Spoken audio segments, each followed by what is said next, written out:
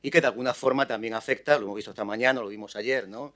Y lo veremos seguramente esta tarde, ¿no? Hay algunos elementos que también afectan desde el punto de vista de la reflexión de la acción política, también, digamos, a lo que está sucediendo en América Latina, ¿no? Sé que tanto Pablo como Marian, como a los que presentaré ahora, como Diego, en su exposición también les hemos pedido también que traten de alguna forma de hacer de algún modo esa relación también entre lo que está sucediendo en España, Europa y en América Latina, ¿no?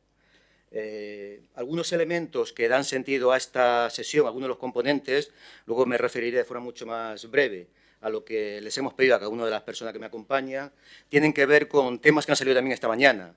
Tienen que ver, digamos, con algunas ideas fuerzas como la erosión democrática, la desafección. Yo también traía, pero he visto que el profesor Sanahuja lo ha adelantado esta mañana, algunos elementos que tienen que ver con el Latinobarómetro 2023, que aunque no lo voy a repetir, por supuesto, animo vivamente a que se pueda leer, porque ya está, digamos, colgado en las redes. La insatisfacción como expresión de enojo, la desconfianza como expectativa, etcétera. Y algunos términos acuñados por algunos profesores, también en nuestro circuito, que me parece importante señalar. Oxfam nos habla, por ejemplo, de democracias inacabadas para referirse a la desigualdad en la voz política, esta última parte entrecomillada, o el profesor Resina, de la Universidad Complutense, cuando nos habla de sociedades enojadas, ¿no? Bueno, de todo esto se ha venido hablando durante esta jornada y esta tarde, con algunos elementos adicionales, lo vamos a abordar de manera más detallada, ¿no? Nos acompañan y quiero presentarles muy brevemente, la información, digamos, más detallada está, por supuesto, en Internet, incluso en Google, ¿no? Nos acompañan tres especialistas que, como decía al comienzo, son personas, digamos, con bastante bagaje profesional, pero que provienen de campos profesionales distintos, con lo cual estamos convencidos que será complementario a la reflexión que pretendemos luego en la segunda parte compartir con vosotros, ¿no? En primer lugar, tomaría la palabra Diego Mellado, del Servicio Europeo de Acción Exterior. Brevemente, 4 líneas sobre su currículum. Actualmente es el jefe de Comunicación Estratégica y Diplomacia Pública, como digo, del SEAE, del Servicio Europeo de Acción Exterior. Con más de 20 años de experiencia profesional al servicio de la Unión Europea, ha sido recientemente embajador, si no me equivoco, Diego, del UE en Lima, Perú. También has trabajado para la Unión Europea en Turquía como segunda jefatura y en Egipto como jefe de cooperación económica en la delegación de la UE. Diego tiene una licenciatura en Derecho por la Universidad de Granada, así como un máster en Derecho Europeo y otro máster en Administración Pública por la Universidad de Bruselas. A Diego le hemos pedido, por supuesto, que hable lo que considere, no faltaría más, pero es interesante conocer, y lo hemos venido conversando también en la jornada de ayer, cómo desde el SEAE se plantea el diseño y la ejecución de la política de comunicación en un contexto especialmente cambiante. En segundo lugar, tomará la palabra Pablo Stefanoni, también una breve reseña de su hoja de vida. Es doctor en Historia por la Universidad de Buenos Aires y combina su actividad académica con su trabajo periodístico. Sus áreas de investigación son Historia y Política Latinoamericana y desde 2011 Pablo es jefe de redacción de la revista Nueva Sociedad y debo decir, como dato especialmente relevante, que es investigador asociado de la Fundación Carolina. Ha dirigido la edición boliviana de Le Monde Diplomatique y su último libro, que recomiendo muy vivamente, es La rebeldía se volvió de derechas, entre interrogantes, ¿no?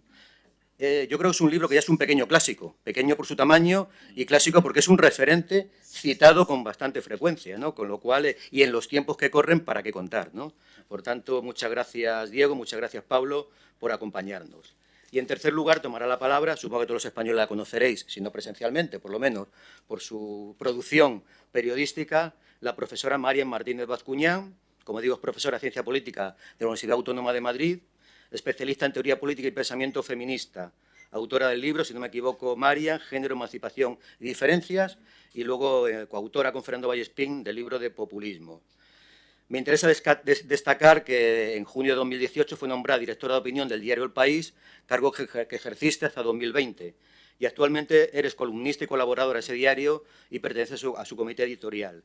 Yo diría, por lo menos en mi caso, que las columnas de Marian son una lectura necesaria. En mi caso, todos los domingos. Casi lo primero que hago cuando entro en el ordenador y abro el periódico El País es acudir a la columna de Marian, ¿no? Lo digo de verdad, ¿eh?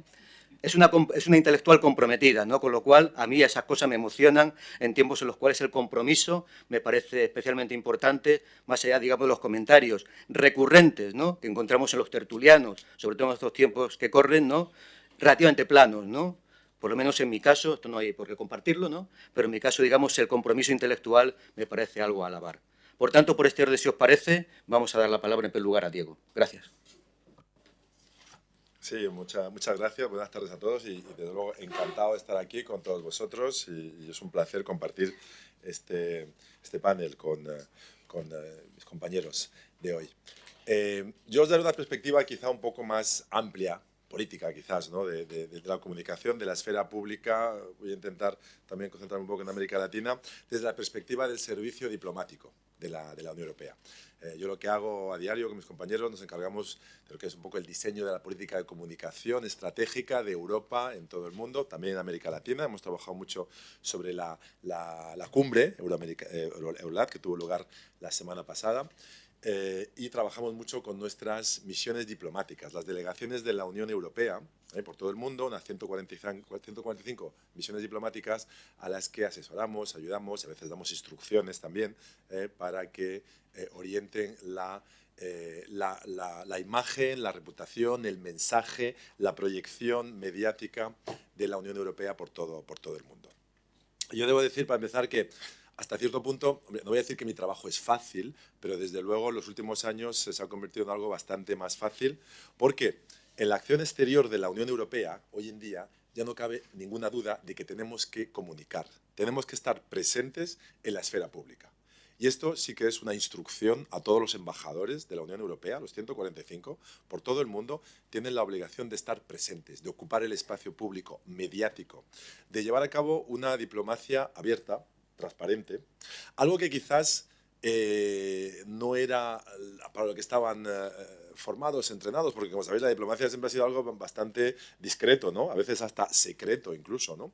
Tradicionalmente la imagen de un embajador no es alguien que está todo el día en Twitter, todo el día en redes sociales. Bueno, pues nosotros pedimos eso a nuestros embajadores.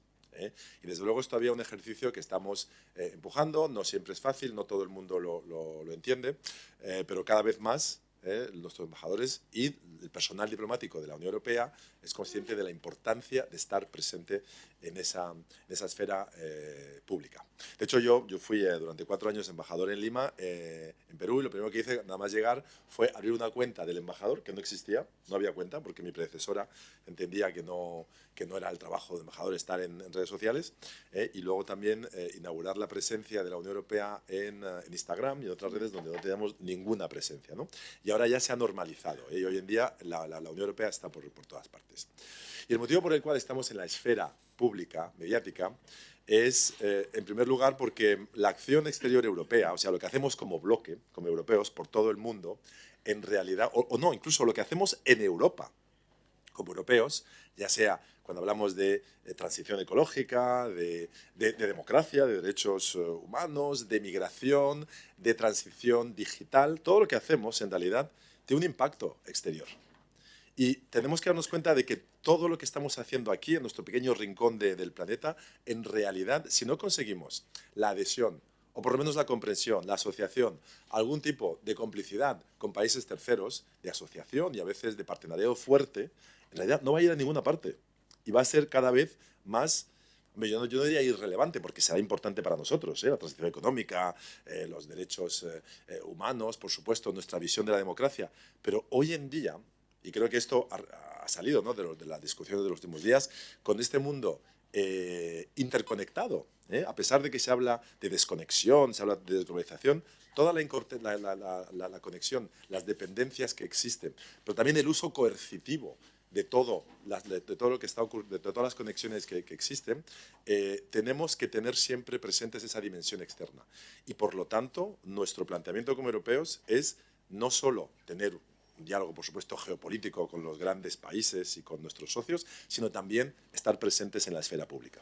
Es una decisión consciente y eso es lo que estamos haciendo. Por tanto, esto es un primer dato importante de la comunicación política.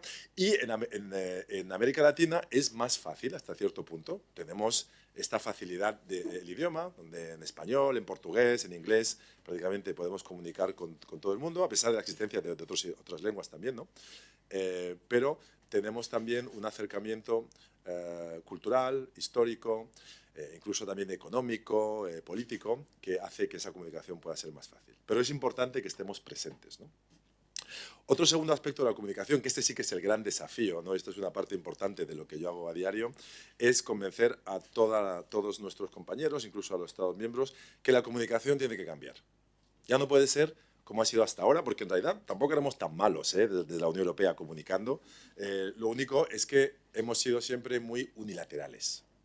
O sea, somos buenísimos explicándole a la gente, haciendo comunicados de prensa, convocando a la prensa, enviándoles notas, haciendo tweets incluso, o contenido audiovisual, haciendo vídeos, un montón de cosas donde se explica lo que hacemos. Y si la gente no se entera, se le vuelve a explicar y se le da más información y se les apabulla con cifras y con... Eso lo hacemos muy bien. Pero ya no funciona así. Ahora hay que buscar el diálogo. Hay que buscar incluso entablar una conversación por todo el mundo, o sea, en América Latina, América Central, en Asia, en África, por todas partes. Y tenemos que aceptar que puede haber otras prioridades, que hay otros planteamientos, que se ven las cosas de manera distinta en otros países, ¿no? Eso sí que es un gran aprendizaje de la comunicación estratégica europea. No podemos seguir comunicando de la misma manera, o sea, no podemos decirle a todo el mundo lo de la triple transición, ¿verdad? Porque hay sitios en los que no es relevante, en los que no es... Aquí hablábamos de seguridad ciudadana, ¿no? O sea, en países que están angustiados por el problema de la seguridad ciudadana no podemos llegar y constantemente machacarles con la transición ecológica, por ejemplo. Porque hay otras prioridades, o sea, que hay que ser capaces de tener ese diálogo, de entablarlo, de comunicar a todos los niveles, incluso de ser capaces de ver cuáles son las conversaciones que se llevan a cabo en estos países y demostrar que existen muchas áreas en común. O sea, algo que estamos haciendo mucho en América Latina, por ejemplo, ya que hablamos de esta región, y que se vio la semana pasada en la cumbre, trabajamos mucho con jóvenes influencers, con personas que de América Central, la semana pasada tuvimos gente que vino de El Salvador, de Honduras, de Colombia, de Chile, de Argentina, todos jóvenes, ¿no? El más joven tenía 14, 15 años. De hecho, tuvieron encuentros con el alto representante, con Josep Borrell. Si él estuviese aquí, hoy estaría comentándolo porque le encantó su encuentro, y si nos seguís en redes sociales, si visteis nuestra cuenta de Twitter y sobre todo Instagram, la semana pasada hubo mucho sobre estos encuentros con los jóvenes, ¿no? Y esto es gente que habla de los temas que le importan a ellos. Y nosotros colaboramos con ellos en toda América Latina, también en África, ¿no? En Asia, en el mundo árabe. En el mundo árabe no hablamos de esto, pero esto es uno de los grandes desafíos, ¿no? Y entonces hablan de los temas que les interesan a ellos. Y buscamos pues, una conversación, conectarlos con otros jóvenes o explicar lo que se hace en Europa en los temas que les interesan a ellos. Puede ser, pues la chica esta de El Salvador habla de salud mental, otros hablan de temas de juventud, de seguridad ciudadana, o sea, hablan de los temas que de verdad interesan, ¿no? Y esto es una manera también de tener una presencia en la esfera pública de estos países y de buscar espacios de diálogo que tienen que ver con los intereses. Y yo creo que esto es uno de los aspectos más importantes de nuestra comunicación diplomática y de la comunicación que va conectada con nuestra acción exterior, ¿no? Pero bueno, también es verdad que estos países tienen sus prioridades y desde el punto de vista europeo también tenemos las nuestras. O sea, que siempre estamos buscando un equilibrio. Nuestro papel, al fin de cuentas, como misiones diplomáticas y como servicio exterior de la Unión Europea es defender intereses europeos. Esta es la realidad también. Y también explicar el modelo europeo. Esto, o sea, siempre hay que buscar un equilibrio porque nuestra labor no es salvar el planeta en sí mismo, es defender intereses europeos ante todo, ¿no? Entonces, esto es un gran desafío de nuestra comunicación y en América Latina es una de las áreas donde, uno de los sitios donde tenemos mayor facilidad o por lo menos llegada, alcance a nivel de la sociedad civil gracias pues, al aspecto lingüístico y otras cosas, ¿no? Un tercer aspecto muy importante también de esta comunicación política, diplomática que llevamos a cabo es que, bueno, no solo hay puntos de vista distintos que tenemos que tomar en cuenta, pero hoy en día también, y esto es una característica del siglo XXI, existen relatos completos totalmente distintos. O sea, durante mucho tiempo lo que nosotros decíamos como europeos iba a misa, o por lo menos nosotros pensábamos que iba a misa, ¿no? No estoy convencido de que siempre se tragaron, ¿no? Por ahí fuera lo que íbamos contando sobre derechos humanos, sobre democracia, sobre cambio climático, pero sobre el sistema multilateral, sobre relaciones internacionales. Pero ahora está claro que ya existen claramente relatos más o menos elaborados, visiones del mundo visiones de la sociedad.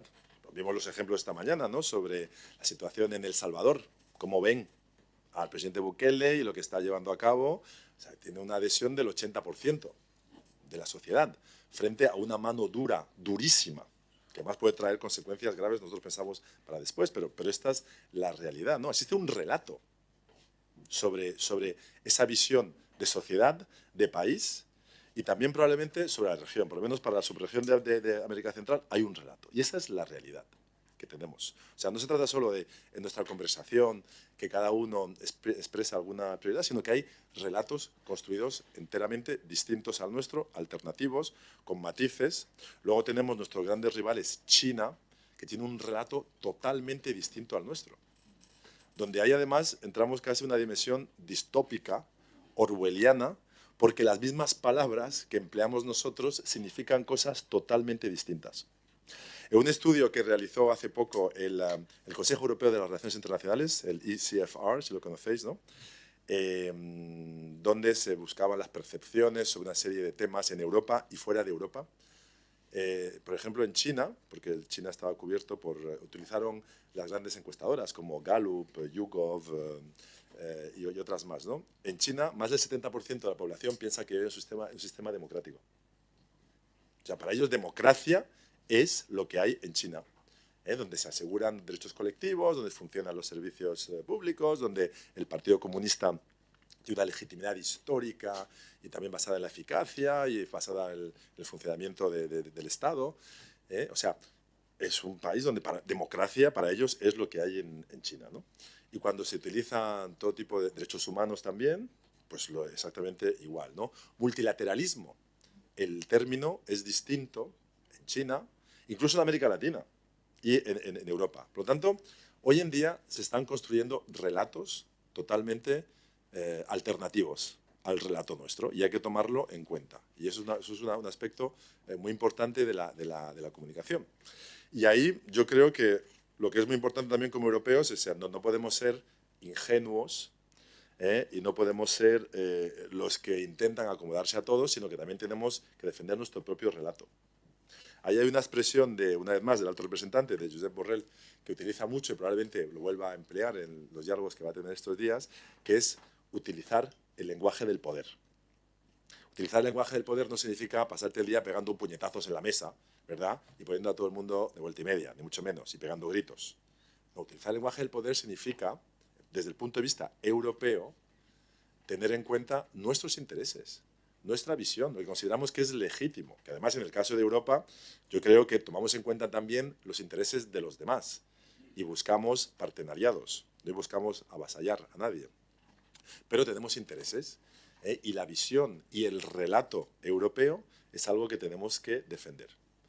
Y es un relato europeo que se ve en nuestra comunicación. Por ejemplo, nosotros, por todo el mundo, cuando llegan momentos señalados, al margen de que nosotros ahora debemos aceptar también la realidad política y social y socioeconómica de los países en los que estamos, ¿no?, es en América Latina, en África, en el mundo árabe. Pero hay momentos importantes donde yo creo que marcamos la libertad de la prensa en mayo, el día del orgullo también, o sea, porque la inclusividad es una particularidad nuestra, por supuesto teniendo en cuenta las sensibilidades locales y todo eso, pero toda una serie de elementos importantes de nuestra comunicación tienen que aparecer en todas partes del mundo. Pero ya no es como antes, donde pensamos que somos depositarios de la verdad absoluta y por lo tanto todo el mundo tiene que aguantarse y aguantarnos cuando estamos pues restregándoles por las narices derechos humanos, democracia, inclusividad, derechos de orientación sexual. Esas cosas tienen que tener, o sea, hay que tener en cuenta la realidad en la que estamos y el contexto de realidad alternativa, o por lo menos relato alternativo que existe en muchos de esos países, ¿no? Al fin de cuentas, tenemos que tener un diálogo, una conversación útil. Y es también una de las enseñanzas que creo que se reflejó, ¿no?, lo que comentó mi compañero Javier Niño, ¿no?, cuando hablaba de la cumbre. Oye, pues tenemos que hablar y ser capaces de interactuar con regímenes, con sistemas que no nos gustan. Si no, y el éxito de la cumbre es porque aceptamos dialogar y tener alrededor de la mesa sistemas y regímenes que no nos gustan para nada. Bueno, pues a la hora de comunicar y a la hora de proyectar en la esfera pública lo que es la Unión Europea, también tenemos que tener en cuenta esa realidad, ¿no? Pero sin abandonar lo que es la esencia europea y lo que nosotros queremos representar y lo que es esencial en nuestro relato. Entonces, eso es un aspecto bastante importante, ¿no? O sea, doy pinceladas y luego quizás el turno de preguntas podemos entrar más en detalles. Un último aspecto que quiero, pero no voy a entrar mucho en detalle porque creo que alguno de vosotros va a hablar más de ello. A la hora de contrarrestar relatos, por supuesto, y tomar en cuenta nuestra comunicación, nuestra proyección en la esfera pública, hay que tener también un aspecto muy importante de la comunicación actual. Yo os hablaba a veces de realidades virtuales o alternativas, y es que no todo relato es legítimo, no toda la comunicación de otras partes es legítima, porque existe mucha desinformación, manipulación. Y ahora, con lo que nos viene encima con la inteligencia artificial, imaginaros, ¿no? La creación de relatos totalmente fabricados, cada vez más.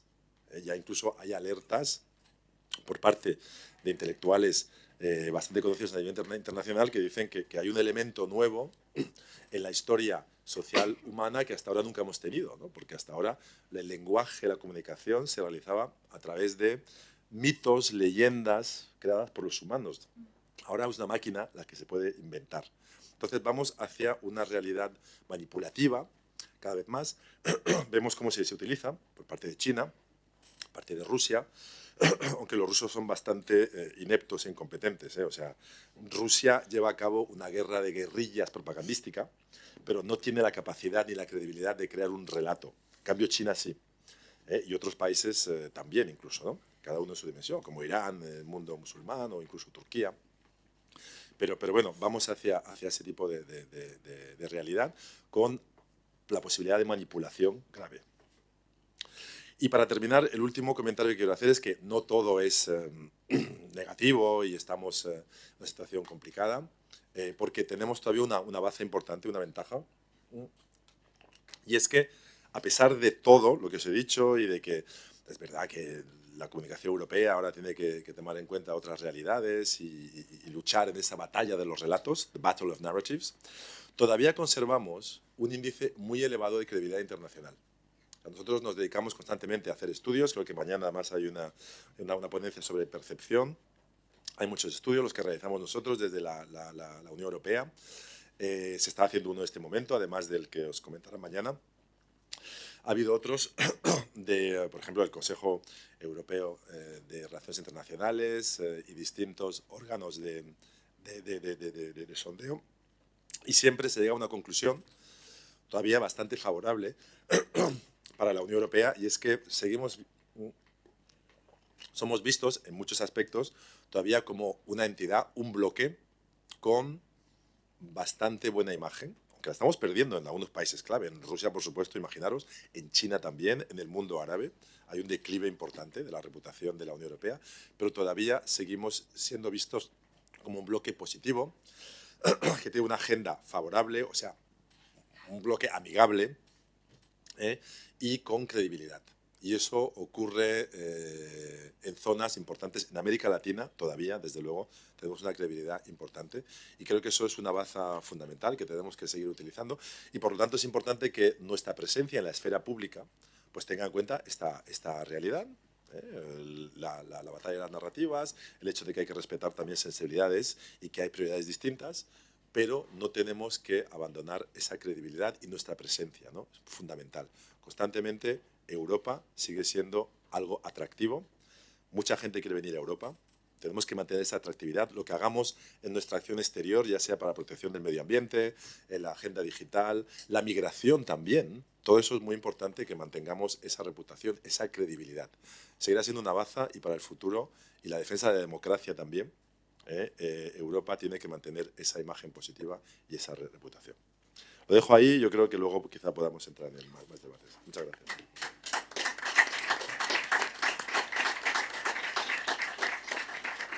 Pues muchas gracias, Diego. Quizás ese, luego, como dice, lo comentaremos en el debate, quizás ese proceso de escucha y diálogo al que te refieres, ¿no?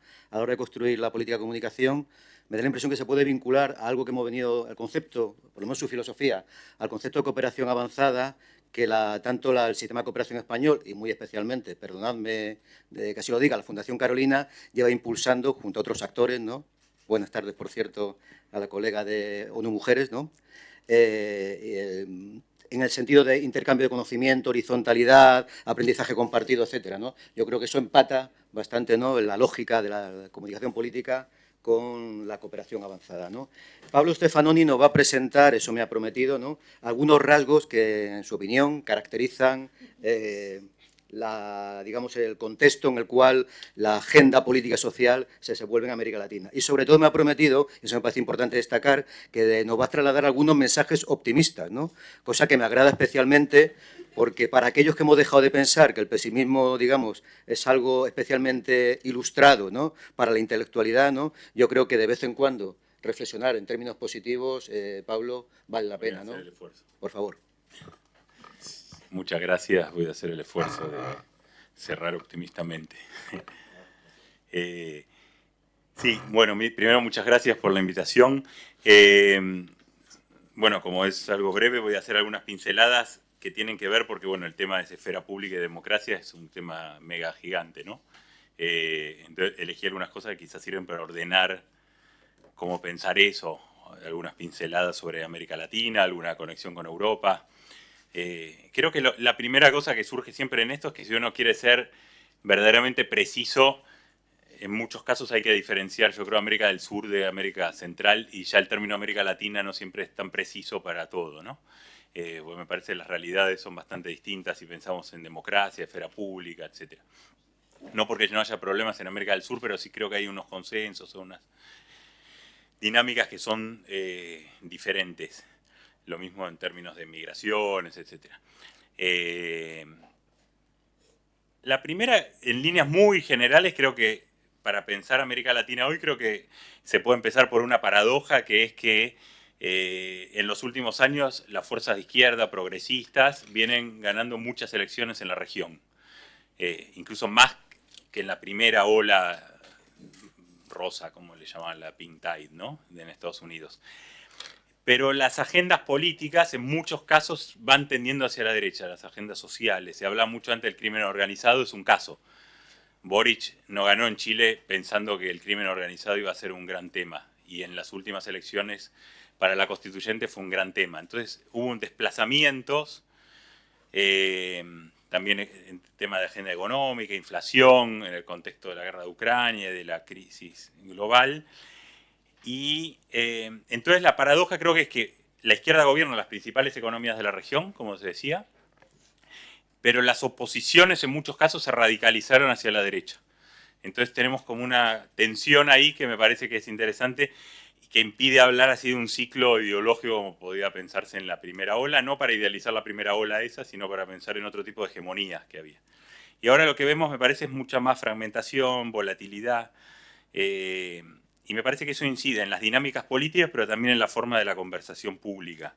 La primera se habló antes, habló Esther, tiene que ver con la crisis de algún modo de las élites políticas, esta idea de que hay una casta, que es un término que se puede usar desde posiciones ideológicas muy distintas. Por ejemplo, acá lo instaló Podemos, y en Argentina ahora lo tomó un candidato libertario de extrema derecha, y que dijo además que lo había tomado de Podemos. Entonces la idea de casta es bastante a geometría variable, y el cuestionamiento de las élites políticas, en un contexto mayor volatilidad del voto. Creo que en Chile es un caso, vemos como es casi una montaña rusa, ¿no? Viene una asamblea constituyente casi de extrema izquierda y pasa a otra de extrema derecha, digamos, ¿no? Y en el medio se vota en contra de la Constitución, cambian los actores, se vota en contra de los nuevos, etcétera, y no sabemos si esta Constitución que salga se va a aprobar, quizás tampoco se apruebe. Entonces creo que eso no permite construir hegemonías como veíamos, digamos. Tanto en la época de los 90 o en los 2000 vimos hegemonías neoliberales, nacionalistas populares, lo que sea, ¿no? Eso tiene que ver con la crisis de los partidos. Se hablaba antes en Chile, Lucía hablaba de estos partidos hidropónicos, ¿no? En Chile se está usando ese término, ¿no?, como estos cultivos que se cultivan en el agua, ¿no? Entonces las raíces están ahí. Y creo que hay, no solo en Chile, en todos lados, y creo que posiblemente los partidos ya no se reconstruyan. Digo, me parece difícil hoy pensar en reconstruir partidos como eran antes. identidades, toda una especie de comunidad alrededor, etcétera, ¿no? Lo que vemos ahora es una participación mucho más centrada en activismos, en causas mucho más puntuales. Todos esos partidos abarcativos, yo creo que, salvo algunos politólogos que los añoran, no creo que se puedan reconstruir, ¿no? Entonces, en todo caso, habrá que ver la democracia cómo funciona ahí. Y me parece que América Latina está en una época de cierto agotamiento, o evidente agotamiento, de la versión populista de izquierda de lo que vimos el ciclo. Eso ya hoy no tiene mucha legitimidad, lo vemos en varios países. Si miran una lista, el kirchnerismo hoy se encuentra... No quiere decir que no sean importantes esos movimientos, pero si vemos el liderazgo de Cristina Kirchner es muy fuerte, pero no pudo poner un candidato presidencial. Evo Morales está muy recluido, aunque sigue teniendo fuerza. Correa no logra finalmente volver. Entonces vemos ahí, y tiene mucho que ver, yo creo, ahí está el caso de Venezuela, que es un caso que podemos discutir, que expresa más radicalmente la crisis de eso, pero también a la vez yo creo que tampoco hay una legitimidad de volver al neoliberalismo tal como se conoció en los 90. Los que intentaron eso, que son básicamente ciertas centroderechas más, llamémosle noventistas, tampoco lo logran, y creo que ahí está un poco el punto, que hay mucha crisis de imaginarios de América Latina, ¿no? Creo que hoy no hay un imaginario, y me parece por ahí se cuela, y después vamos a hablar, algún tipo de derechas más parecidas a las que conocíamos de antes en Europa.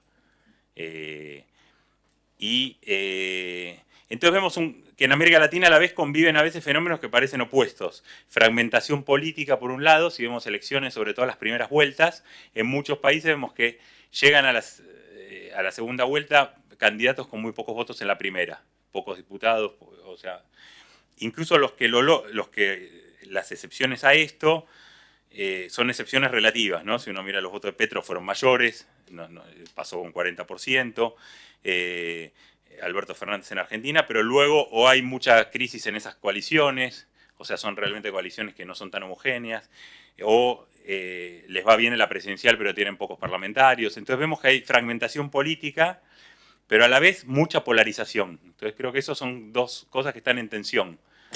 Y se ven muchas veces polarizaciones en las segundas vueltas donde la mitad del país vota en contra de la otra, ¿no? El caso de Perú fue el ejemplo absoluto, ¿no? Una fragmentación brutal en la primera vuelta que ganó Pedro Castillo.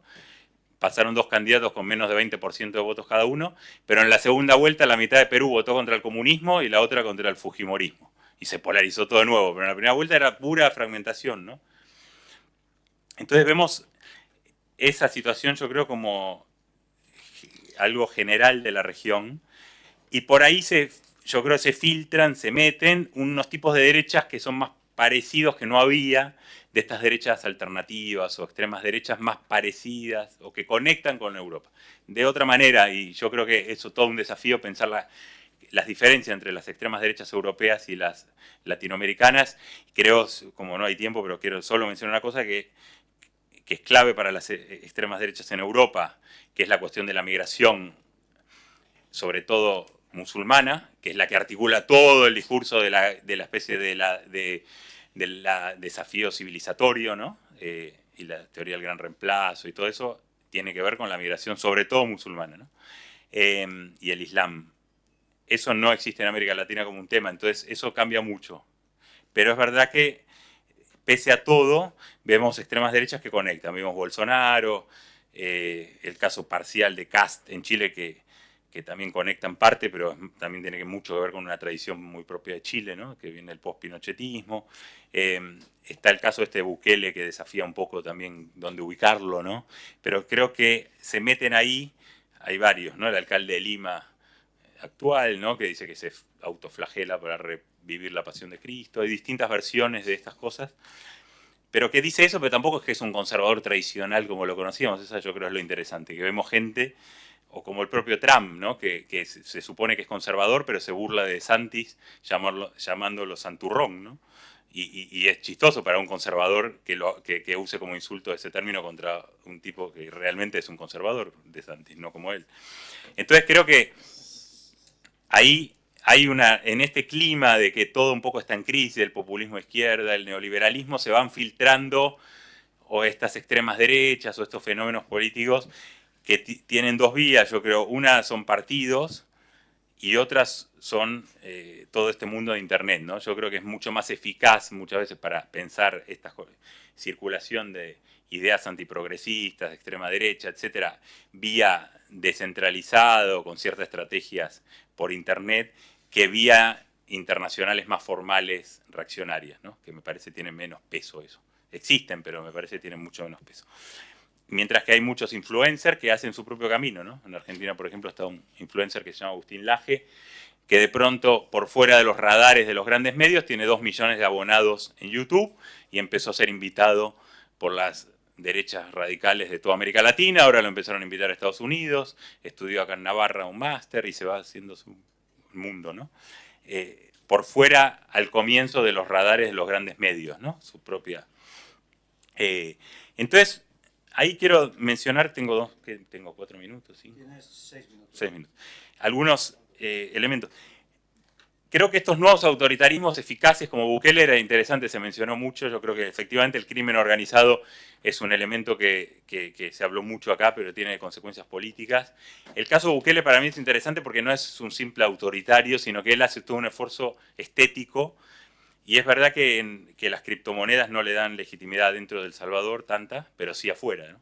Y si ustedes ven toda la publicidad de Bukele es encarcelamiento masivo más Bitcoin, ¿no? Esa es Bukele. O sea, y ven un montón de libertarios y El Salvador se volvió ahora una especie de paraíso y hay crónicas del Faro, la revista salvadoreña, sobre eso, de van a El Salvador y es como una especie de festivales, de no sé, de hippies de los 60, pero en El Salvador en playas, que van bitcoineros de Estados Unidos, que además se sacan fotos pagando todo con Bitcoin, desde la visa hasta no sé qué, y tienen mucha presencia ahí. Incluso hay asesores, contratados, etcétera, que tienen que ver con todo ese mundo libertario, a la Silicon Valley y toda esta cosa antiestatal, pro Bitcoin, y ahora El Salvador es como el paraíso de ese mundo, y eso le da a Bukele una proyección internacional libertaria, que en teoría sería contradictoria con la otra, que es el encarcelamiento masivo. Pero incluso el encarcelamiento masivo, si ustedes miran la cuenta de Bukele, tiene toda la estética de una especie de miniserie de Netflix, ¿no? Toda una cosa ultra bien filmada, con los desplazamientos de los presos, con toda una estética distópica, que también tiene que ver con la forma en que se proyecta. Entonces creo que es una forma de autoritarismo que no es la de los viejos autoritarismos latinoamericanos, sino son autoritarismos que captan toda esta lógica de las redes, de la circulación, y de ciertas sensibilidades libertarias de las derechas extremas actuales. Y creo que tiene que ver con que... y eso da toda una presencia, y esto de Bukele, como se mencionaba antes, bueno, de gente que dice, bueno, queremos un Bukele acá, aunque bueno... en ese sentido, que derrote a todo esto. Y quiero mencionar 2 o 3 cosas más. Una es el tema de los medios en este contexto. En el caso argentino, y creo que pasa en otros lados, lo que estamos viendo, y quizás seguro se puede hablar de esto más en general, pero lo que parece haber en el caso argentino, que los medios que intentaron salir de ciertas lógicas muy alineadas terminaron fracasando. O sea, que más bien los medios que funcionan son los que le hablan al público que quiere oír lo que esos medios dicen. Entonces, muchas veces se dice, bueno, los medios crean ¿no? Los medios contribuyen a la polarización. Es posible, pero también los medios se adaptan, yo creo, a una polarización que existe en la sociedad. Hay un caso en Argentina, es el diario La Nación, un diario conservador tradicional, que creó un canal de televisión que nadie miraba, salvo 5 periodistas. Y era un canal bastante equilibrado, demás, pero sin 0 rating. Y un día decidieron volverlo un canal tipo de derecha dura, antikirchnerista, así, de combate. Contrataron varios periodistas así, de esa línea, y el canal subió, ¿no? Entonces, y el caso opuesto es el canal estatal. En la época de Cristina Kirchner era un canal mucho más militante, y en la época de Alberto Fernández trató de volverlo más plural, y nadie lo miraba. Mientras que los programas más militantes de la otra época tenían su público, ¿no? Entonces yo creo que ahí hay todo un tema con los medios que tiene que ver con formas de... Se habla mucho del efecto burbuja en las redes, pero el efecto burbuja yo creo que no está solo en las redes. En las redes los algoritmos lo profundizan y todo eso, pero digo, es agradable escuchar lo que uno quiere, ¿no? Y yo creo que eso trasciende, es un caso que mencioné de Argentina, pero yo creo que es así, que los medios también tienen que captar un poco en términos incluso de negocios un cierto público y hablarle a ese público, y yo creo que los medios excesivamente transversales tienen problemas. No digo que no funcionen, pero tienen problemas, yo creo.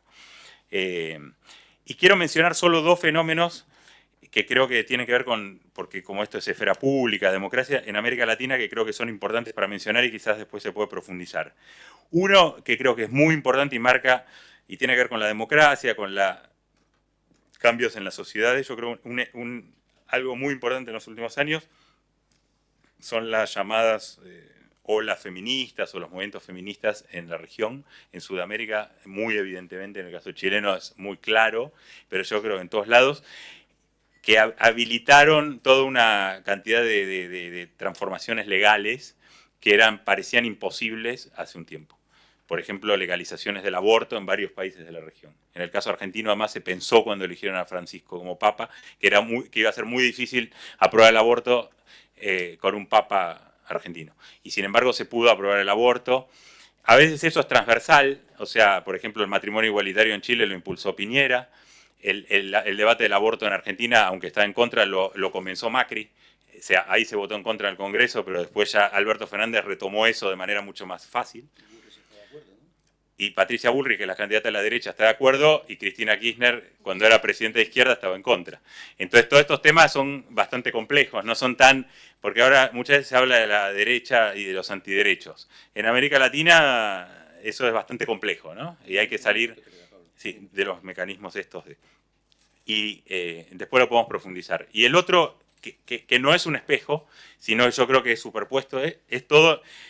La expansión evangélica en América Latina, que está fuera de los radares muchas veces de los sectores medios e intelectuales, y viene creciendo muchísimo, y es un fenómeno muy complejo, que no es solo lo contrario a una reacción a la ola feminista, sino que tiene muchas declinaciones, y vemos también incluso que los evangélicos muchas veces se alían a los bloques conservadores católico-evangélicos, que eso es nuevo, porque antes en general eran dos grupos muy enfrentados en competencia, y es todo un fenómeno social que es muy, muy importante y que después lo podemos profundizar. Pero para cerrar, creo que, como decía antes, creo que se ve muchas veces esto que la gente en las encuestas dice, mucha gente favorable al autoritarismo. Creo que eso es verdad, supongo que sale en las encuestas, pero creo que en la región todavía la democracia fue capaz de canalizar muchos más conflictos de los que se pensaba o de los que canalizaba en el pasado, ¿no? Y vemos que si bien hay todavía muchos casos como Cuba, Venezuela, América Central, mencionaba un poco como un caso aparte, pero en Sudamérica está obviamente Venezuela con un problema ahí, pero el caso de Brasil se logró canalizar por la vía democrática, el caso de las protestas en Chile se canalizaron con transformaciones políticas, el caso de Bolivia y la crisis política del 2019 se resolvió mediante una forma electoral, el caso de Colombia que hablamos hoy, que parecía imposible hace unos años que la izquierda pudiera ganar en Colombia, sin que el candidato fuera asesinado, básicamente, y hoy gobierna Colombia. Todo eso es con muchas dificultades, pero creo que todavía la democracia canaliza muchas cosas en América Latina y creo que no... Que pese a todos los problemas que hablábamos, tiene una resiliencia y me parece que todavía tampoco es que esos consensos que parecen, según las encuestas, apoyos genéricos al autoritarismo no se traducen en consensos autoritarios en la región. E incluso donde existen autoritarismos son muy desafiados. Y El Salvador sería un caso puntual donde un presidente bastante autoritario tiene 90% de apoyo. Vamos a ver cuánto dura. Fujimori en Perú tenía 1000% de apoyo cuando andaba encima de los cadáveres de los guerrilleros en los años 90 después del autogolpe, y ahora está preso por delito, como decía antes Lucía, eso es dinámico, ¿no? Y vamos a ver cuánto dura esto en El Salvador. Pero creo que todavía hay una resiliencia de la democracia en América Latina y que todos estos movimientos que mencionaste, el feminismo, hay movimientos LGBT, hay toda una sociedad civil que yo creo que es muy dinámica y que es un reaseguro de que que esas simpatías por el autoritarismo que aparece en las encuestas no se traduzcan en nuevos consensos autoritarios en la región. Muchas gracias.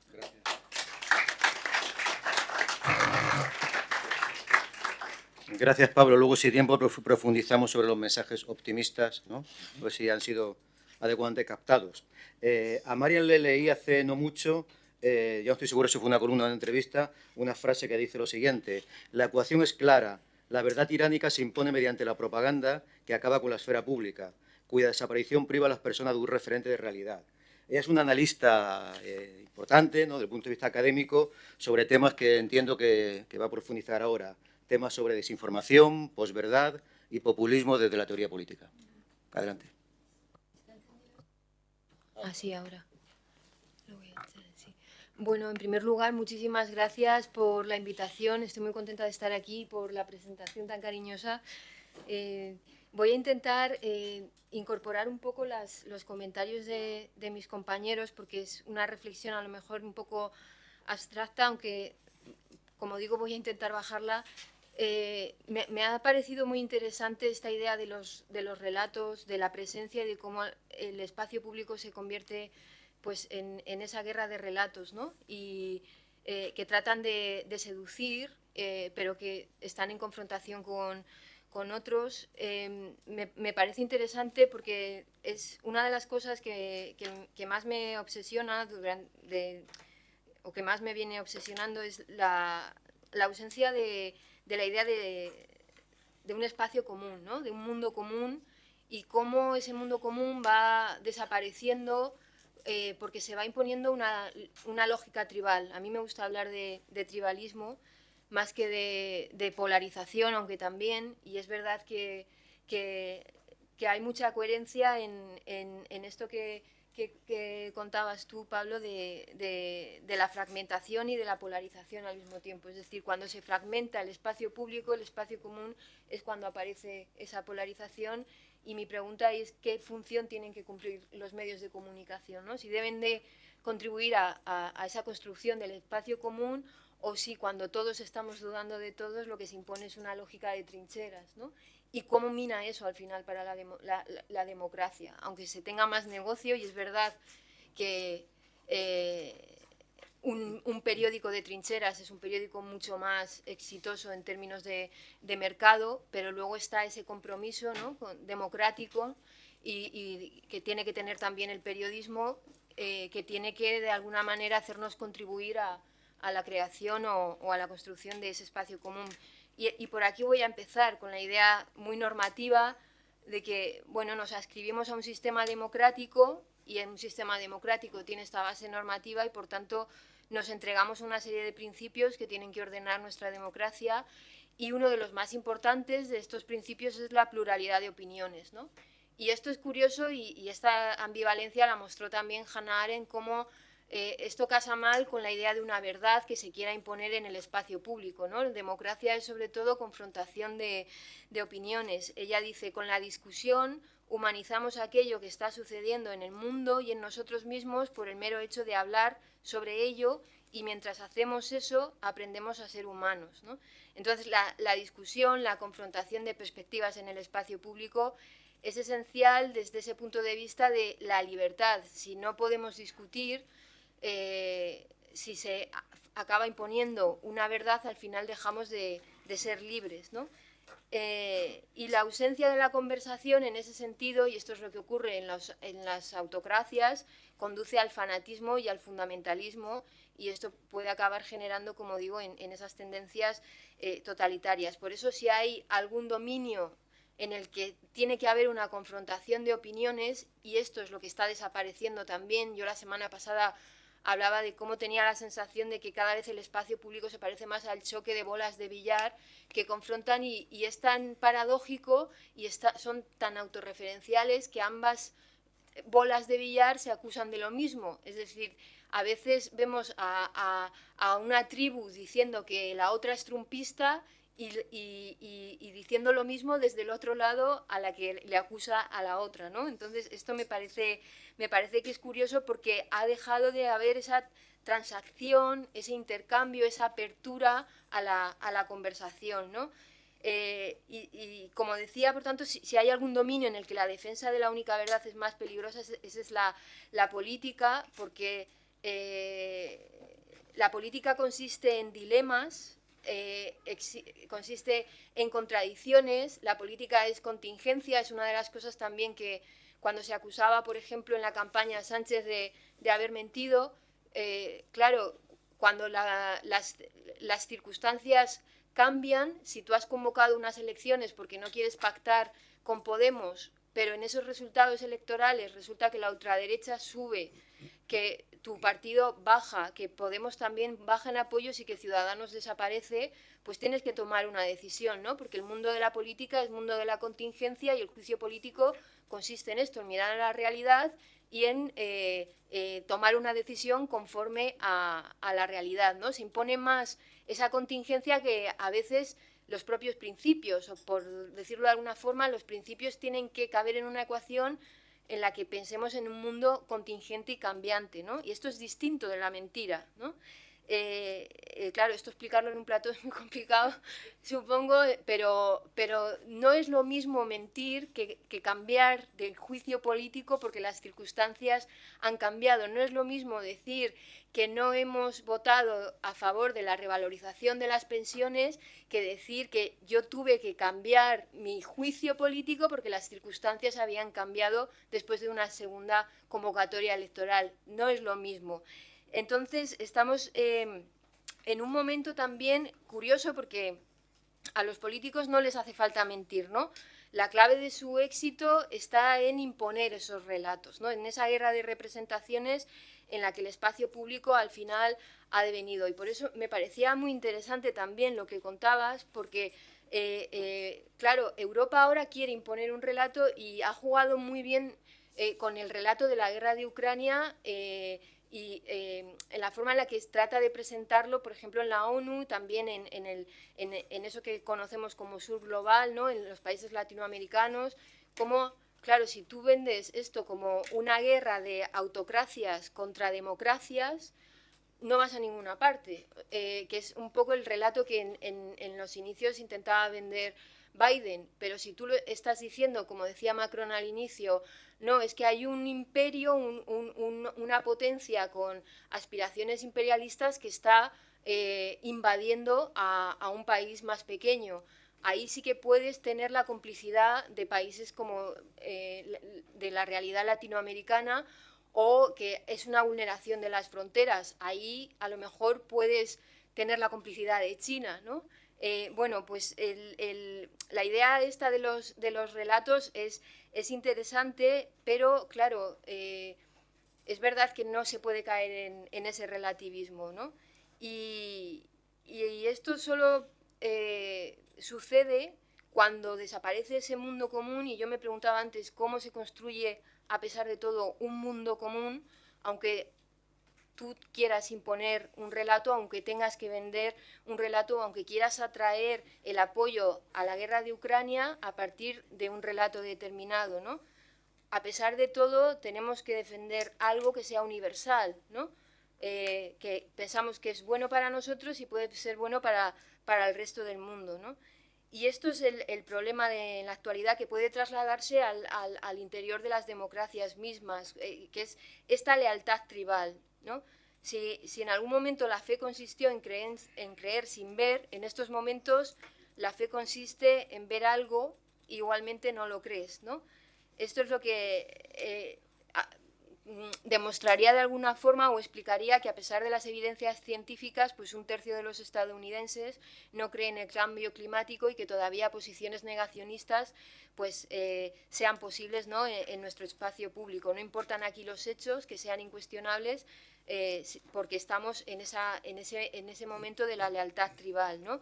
Y esto evoca el famoso episodio de las fotografías de la inauguración de Trump, que es una vuelta de tuerca a esto, ¿no? Estábamos viendo que había fotografías que mostraban que en la inauguración presidencial de Trump había más gente que en la de Obama, y sin embargo, si tú preguntabas al 13%, el 13% de los votantes de Trump pensaba que había más personas, que la inauguración presidencial de Trump fue mucho más numerosa que la de Obama, incluso con las fotografías delante, ¿no?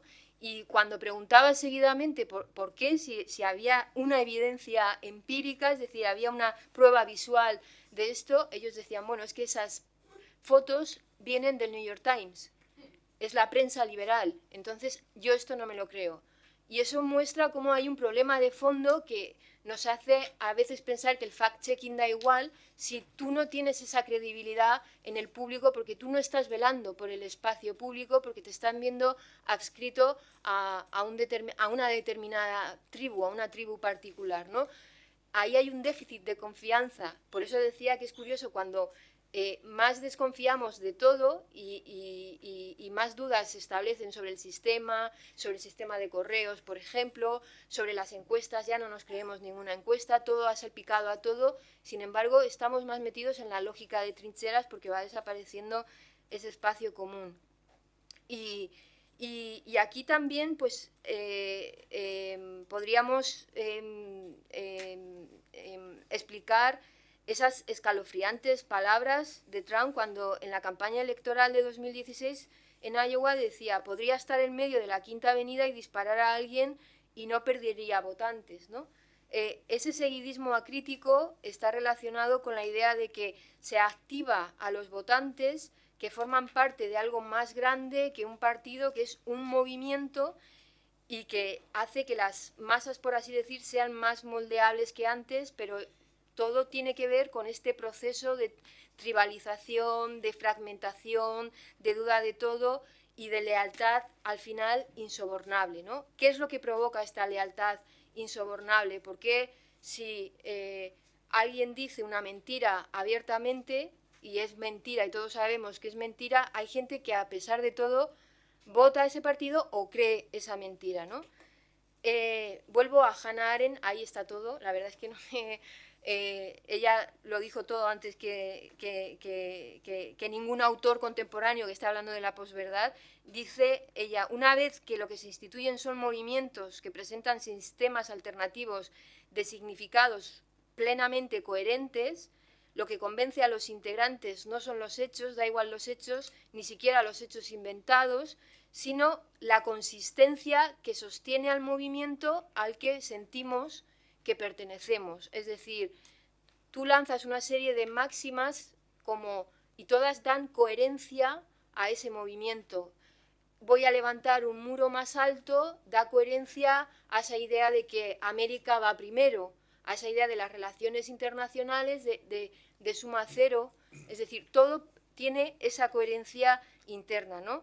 Y subrayo la idea de sentimos, se prioriza lo que sentimos, esa carga emocional con la que nos adherimos a la tribu, ¿no? Por eso uno de los elementos más importantes para crear estas comunidades de pertenencia es lanzar un emblema, lanzar esa idea que capta una acústica emocional, y todo a partir de ahí tiene sentido en el antisanchismo, que se miente, que Sánchez miente, que todos los actores con los que pacta son enemigos de la patria. Es decir, hay una narrativa de arraigo sentimental que resulta de alguna forma infalible, ¿no? Se trata de una narrativa de cobijo, y esto lo están haciendo también los movimientos de extrema derecha sobre todo, que recurre a esa capacidad de protectora del Estado. Es decir, cuando Trump está diciendo voy a construir un muro más alto que proteja nuestras fronteras, el mensaje que quiere transmitir es que América va primero, ¿no? Se recurre a esos iconos de autosuficiencia. Por ejemplo, con los marcos de la ultraderecha suelen utilizarse para afianzar la visión nativista de la nación y sobre todo ese nacionalismo, ¿no? Y aquí se activa todo para entrar a través de ese marco, incluso con el cambio climático, con el cambio climático, con la soberanía climática. Cuidado, primero son nuestros agricultores y nuestros ganaderos, incluso con las mujeres, ¿no? Tenemos que proteger a nuestras mujeres de los violadores que son inmigrantes, ¿no? Es decir, se activa lo que se conoce en estudios de género el femonacionalismo, que es un palabra horrible que jamás podré utilizar en ninguna columna, pero es como afianzar visiones xenófobas a partir de marcos de género que lo que hacen es alimentar esa lógica masculina de protección, ¿no? Con la idea esta de proteger a las mujeres, lo que haces es alimentar esa visión xenófoba y el marco de la nativista, ¿no?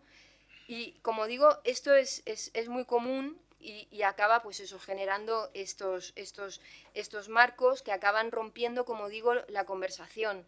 ¿Qué es la esfera pública? La esfera pública, si vamos a lo normativo, es el espacio compartido por todos donde se negocia el futuro de la sociedad. Esta es la definición clásica de Habermas, ¿no? Y a lo que estaríamos asistiendo ahora es a esa fragmentación, como decía Pablo, del espacio público, y el lenguaje simplificador en ese sentido.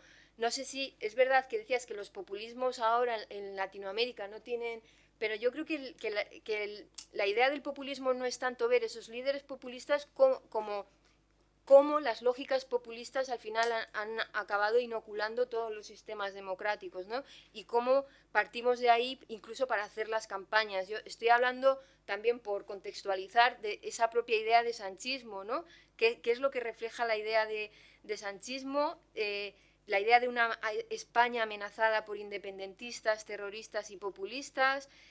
Y esto, lo curioso es que crea identidad hacia adentro, es decir, crea la identidad de una España distinta de esto, pero crea identidad también hacia afuera. Lo que hemos visto en esta campaña ha sido una confrontación de dos ideas de España, que se va a proyectar finalmente en los pactos en el Parlamento. Una idea de España abierta, con independentistas, con nacionalismos periféricos, frente a una idea de España de Vox nativista y excluyente, y una idea unitaria, ¿no? Excluyente de todos estos nacionalismos periféricos, que es la que y antisanchista, ¿no? Que es la que ha lanzado el Partido Popular. Pero en cualquier caso siempre hay esas simplificaciones, y esto sigue operando en las realidades latinoamericanas.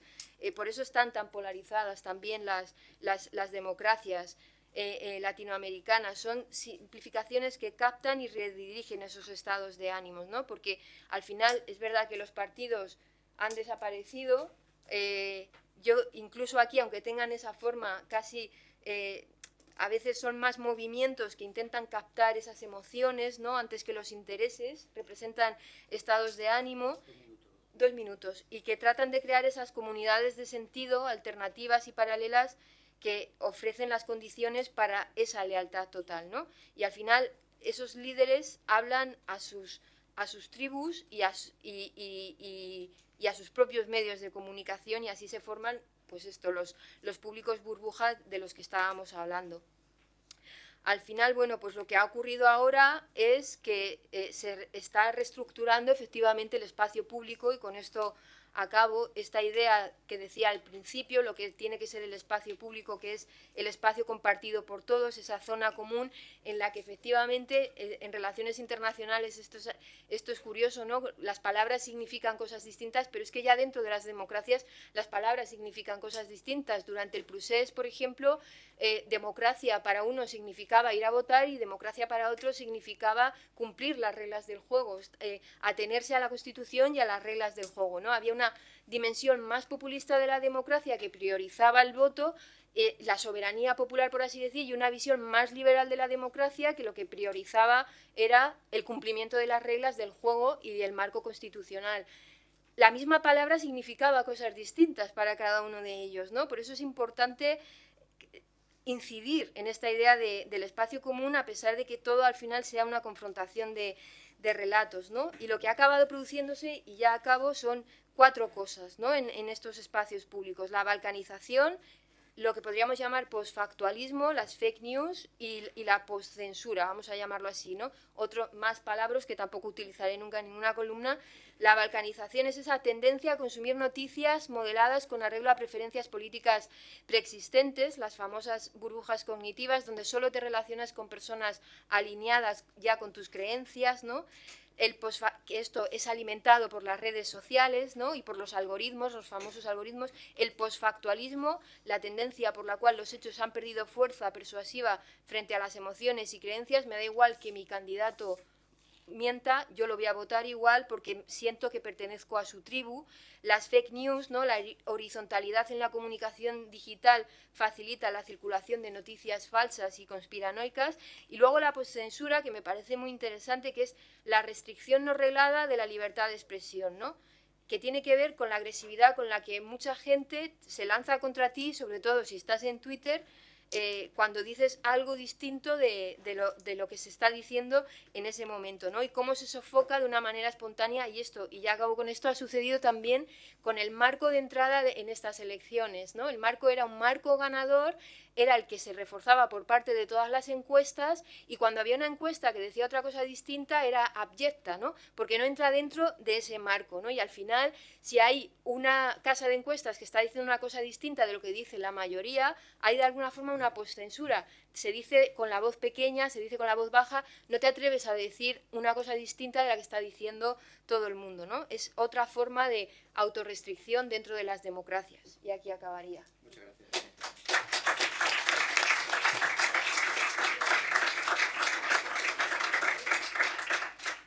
Pues muchas gracias, Marian. Quedaría por pensar también, pero no pretendo que lo respondas, cómo protegernos, ¿no? Cómo proteger a la ciudadanía de todo esto. El otro día oí a alguien en la radio de un concepto que no había escuchado nunca, que digamos que va más allá incluso de esta lealtad de tribal o de trinchera, ¿no? Hablaba de la indiferencia por agotamiento, ¿no? O sea, ya no es que tengas una creencia, ¿no? O quieras orientar, digamos, aquello que escuchas a tus propios convencimientos, ¿no? Sino cierta indiferencia, ¿no? Ya estoy tan agotado, ¿no? Que en fin, que me da un poco lo mismo, ¿no? Y eso tiene que ver con el carácter, con lo que estás contando, pero también con el carácter este performativo, la demoscopia, ¿no? Que la gente, digamos, ya de la irritación pasan al agotamiento, ¿no? Pasotismo, se decía cuando yo era joven, ¿no? Entonces, ¿cómo protegernos, no? Pero, en fin, la pregunta es fácil, pero la respuesta seguramente es imposible. Tenéis la palabra, José Antonio Sanabuja, por favor. Sí. Yo quería centrarme un poco en la cuestión de las narrativas, ¿no? Un micro. Sí. Micro, sí. Bueno, y me ha recordado, además escribí un artículo hace tiempo sobre eso, una película de 1950 que forma parte del canon, ¿no? del cine culto. Es en blanco y negro, ya nadie ve esas cosas, ¿no? De Akira Kurosawa, y la película se llama Rashomon. Entonces, Rashomon lo que cuenta es un crimen, ¿no? Que se produce en el siglo XII en Japón, pero la historia no tiene mayor importancia. Lo que ocurre es que ese crimen se va narrando con la técnica del flashback a partir de los distintos partícipes, ¿no? En el crimen y en el proceso judicial posterior. No voy a hacer de spoiler, pero en un momento dado hasta el propio muerto aparece en los sueños de otra persona y cuenta también qué es lo que ocurrió. Y todas las versiones son distintas, pero todas son plausibles y se refieren al mismo hecho. Yo no estoy diciendo, y ninguna de ellas es falsa, todas son verdaderas. Por lo tanto, el relato que se hace de ese crimen está en gran medida condicionada por la posición que tienes en el acontecimiento y por tus antecedentes, por quién eres, de dónde vienes, cómo ves el mundo, ¿no? Y que no se me malinterprete, no estoy con esto haciendo un planteamiento relativista, ni una defensa del relativismo cognitivo o incluso el relativismo moral. Al contrario, soy un universalista y soy muy habermasiano, como has reivindicado, yo creo que muy adecuadamente, Marian. Pero sí creo que es importante tener en cuenta esto en las relaciones internacionales como en la política, que incluso sobre un mismo término, un mismo concepto, yo apliqué este efecto Rashomon, que es un dispositivo heurístico muy potente, al concepto de multilateralismo y gobernanza global. Entonces dije, bueno, a ver, ¿y esto cómo lo ven, esta cosa, ¿no? de la que se menciona en todas las declaraciones, como la que ayer comentaba Javier Niño, que se había negociado entre la Unión Europea y América Latina? Y bueno, pues tenías, por una parte, Estados Unidos, pues tiene una visión de la gobernanza global hegemónica, que además se basa en su experiencia histórica de excepcionalismo, en que, en fin, salvó a Europa del nazismo en la Segunda Guerra Mundial, y, digamos, al final, el relato que tiene de la gobernanza global pasado por Estados Unidos es una teleología, ¿no? Que defiende el rol hegemónico de los Estados Unidos. Los países en desarrollo tenían una lectura defensiva de la gobernanza global. El derecho internacional, las normas son para protegernos del imperialismo que hemos sufrido. Claro, ellos, gobernanza global, este término les suena a una repetición del colonialismo, con otros términos ayornado. Las potencias en ascenso, China, Rusia, ¿no? Pues tienen una lectura revisionista, ¿no? Ven esto desde una perspectiva de, bueno, estas reglas hay que cambiarlas porque ahora tenemos más poder. Y la Unión Europea, en aquel momento, era la única que tenía una lectura cosmopolita. Como la estrategia de seguridad de Solana decía que la Unión Europea era una force for good, ¿no? Una fuerza para el bien. Ahora estamos cambiando nuestro relato. Ahora nuestro relato es de la Europa geopolítica, ¿no? Y ya venía de antes, pero viene efectivamente mediado por... Lo interesante de las narrativas es que en tanto teleologías, ¿no? Dan sentido de propósito y a través de ese sentido de propósito queremos avanzar hacia un objetivo, proporcionan una legitimidad del propio rol en el juego político. Son, por lo tanto, un instrumento de poder, ¿no? Claro, el problema es que esas narrativas, en la medida que son dispares, nos pueden llevar a lo que en las relaciones internacionales, como que es una de las esferas de la política, nos pueden llevar a lo que Marian, yo creo que ha descrito muy acertadamente, ¿no? Es digamos, a un escenario de disputa fragmentada en el que inevitablemente vamos a estar en desacuerdo. No digo que no haya que estarlo, pero no vamos a tener posibilidad ni siquiera de entendimiento, ¿no?, respecto a asuntos que tarde o temprano vamos a tener que resolver juntos, porque vamos a tener que buscar acuerdos, sea el cambio climático, o sea la gestión del comercio internacional, o todo esto. Y desde esta perspectiva termino, yo creo que podría ser interesante ver el ejercicio que se ha hecho en estos días entre la Unión Europea y América Latina.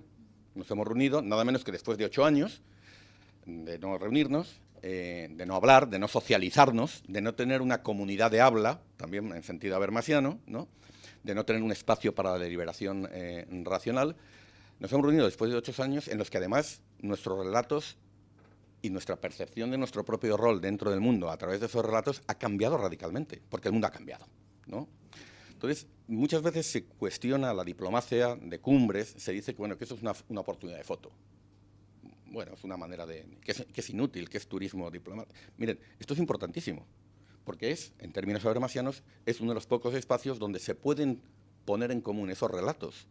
Todos esos relatos, insisto, ninguno de ellos puede aspirar a ser el verdadero, pero son la base a través de la cual tenemos que dialogar con otros y encontrar un relato común. Una declaración, ese mínimo común denominador, que se negocia duramente y tal, es la base, al menos, de un relato común de lo que nos está pasando.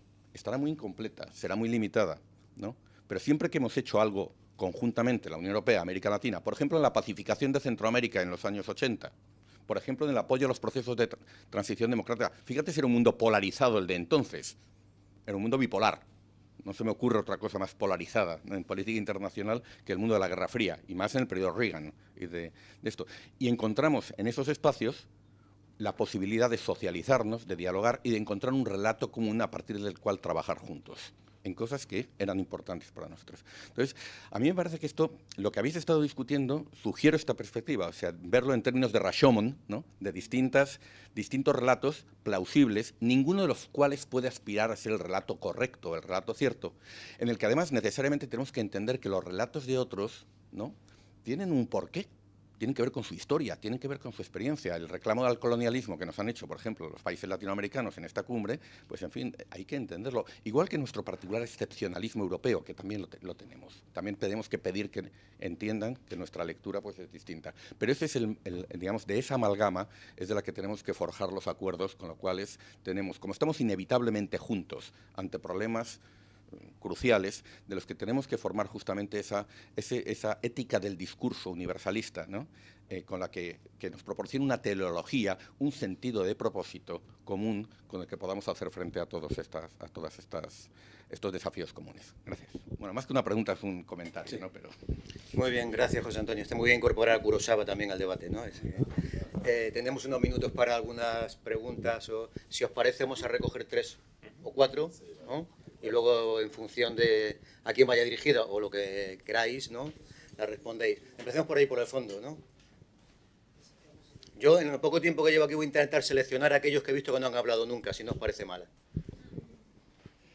Hola, buenas tardes. Bueno, en primer lugar, muchas gracias a los 3 por la ponencia, que ha sido muy, muy ilustrativa y muy buena, muy interesante. Y mi pregunta va dirigida fundamentalmente a Diego. Diego, para ti. Sí. A Diego, que en esa tarea, como decía el alto representante, que decía hay que conquistar las mentes, ¿no?, y los espíritus de la gente, y en esa tarea yo creo que la Unión Europea tiene también un instrumento muy potente, que es la red de embajadas, ¿no?, y de misiones diplomáticas en esos países y en esos territorios. Entonces, mi pregunta va enfocada a cómo es esa acción coordinada de diplomacia pública de la Unión Europea con los Estados miembros. Muy bien, muchas gracias. ¿A quién más por allá? No he querido frustrar, digamos, el que pregunte nadie lo que hayan hecho anteriormente, pero vamos, estaría bien también que otras manos también se levanten. Compañero estudiante de Derecho con barbas. ¿Ves que te conozco?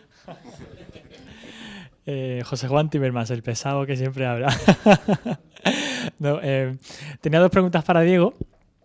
También, la primera es que, bueno, en comunicación supongo que cada mensaje que se lanza tiene dos objetivos. Uno, pues ese mensaje explícito, ¿no? Que se compre el mensaje que quieres vender. Y dos, que pues un ejercicio de persuasión subliminal, que tu esquema mental pues y tu percepción de la realidad sea también admitida por el receptor de forma subliminal, ¿no? Entonces, la semana pasada en la cumbre, en Instagram, creo que fue la cuenta de la presidencia española, no sé si en el Servicio de Acción Exterior, pero vi algo que me llamó mucho la atención, y es que se resaltaba el hecho de que América Latina y la Unión Europea eran 1.000 millones, o en inglés 1 billón, ¿no? Entonces yo pensé, vale, mensaje A. Son muchos y muchos podemos hacer muchas cosas, ¿no? Tenemos voz en el mundo. Mensaje subliminal. Somos dos bloques en igualdad, que ya vimos que esa palabra de igualdad suscitaba bastante suspicacias, ¿no? Y en este sentido, pues lo que quiero saber es si la Unión Europea está apostando por ese reconocimiento subliminal de los propios latinoamericanos para que reconozcan su potencialidad como bloque. Y para que ese proceso de integración, que todavía no está culminado después de bastante tiempo, pues tenga un impulso. Supongo que también porque la Unión Europea se siente más cómoda hablando con un interlocutor también regional, ¿no? A escala internacional. Y la segunda es el tema del deeply concerned, que siempre sale a veces como mofa, incluso en redes sociales, en entornos europeístas, ¿no? De cómo la Unión Europea siempre está profundamente preocupada por lo que pasa, pero luego, a la hora de ejercer una acción real, pues o no puede, o realmente a lo mejor se le está pidiendo demasiado a la Unión Europea, ¿no?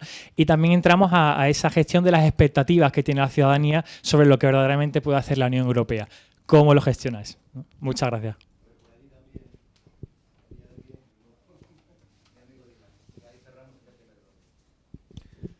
Hola, ¿qué tal? Muchas gracias. Era una pregunta relativa a la estrategia que tiene que tener la Unión Europea de cara al relato. Es decir, ¿qué tipo de relato? Antes hablaba de que tenemos que tener un relato propiamente europeo y defender las prioridades europeas, pero ¿qué tipo de relato tiene que ser este? ¿Uno que vaya en contra de la desinformación de China o Rusia? ¿Uno que sea complementario a los intereses latinoamericanos? Porque muchas veces vemos que la Unión Europea actúa más como un actor neutro que trata de desmentir el resto de relatos que como un actor que crea su propio relato. Entonces, dentro de los intereses europeos y dentro de nuestra agenda, ¿cómo potenciamos nuestra agenda sin perder este halo de que la nuestra es la verdad, por llamarlo de alguna forma? Porque en muchas regiones nuestra buena imagen viene de que somos un emisor fiable de información, de que no tratamos de manipular. ¿Cómo complementamos esta visión que, si bien nos causa buena reputación, no consigue empujar nuestra agenda con una estrategia que nos permita desarrollar nuestra agenda a la vez que mantenemos esta posición?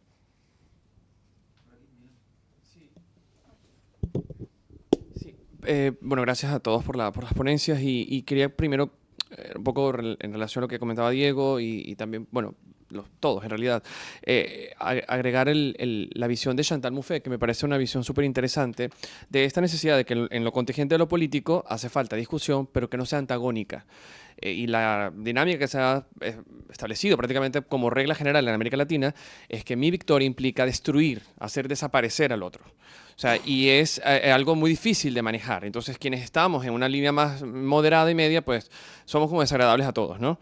Porque, bueno, que dice, ¿no? En Venezuela particularmente, cuando en el año 2017, 2018, 2019, quienes abogábamos por el diálogo, por la negociación como mecanismo de resolución del conflicto, éramos atacados por ambas partes.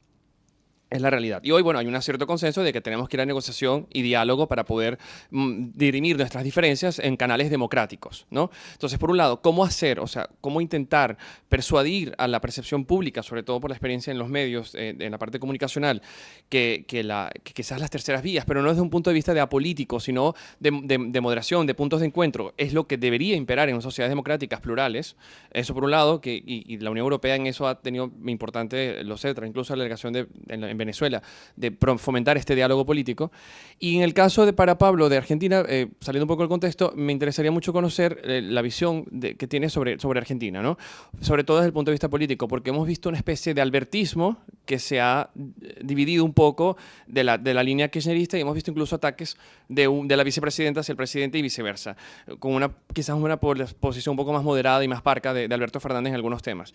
¿Cómo ves si eso va a tener alguna repercusión en las próximas elecciones y si crees que van a ir en bloque a las presidenciales y también, como correlato, la visión sobre Milei, porque me parece que es un fenómeno muy interesante para toda la región? Gracias. Hacer un bloque de respuestas, si os parece, y luego gestionamos el tiempo que nos quede. Diego, por favor. Vale, sí, muchas gracias por las preguntas, los comentarios. Y en realidad se ve que lo que estábamos comentando los tres en realidad está interconectado, claramente, ¿no? Está concatenado. Y el punto de partida es la ausencia a nivel internacional de un relato común, efectivamente, como decía José Antonio. No tenemos, o sea, es algo que se ha perdido. Hace años, hace unas cuantas décadas, sabíais que pensábamos que habíamos llegado al final de la historia y se impuso supuestamente un relato común. Eso no ha ocurrido, no ocurrió. Y por lo tanto, hoy en día tenemos esa ausencia de espacio global. Que la Unión Europea tiene una ventaja, y a veces, hombre, nos ha jugado alguna mala pasada porque llegamos con un poco de arrogancia a muchos espacios regionales, porque tenemos nuestro relato. El relato europeo es sólido. O sea, el bloque europeo, trabajamos juntos, la manera en la que hemos interconectado nuestros destinos, compartimos soberanía.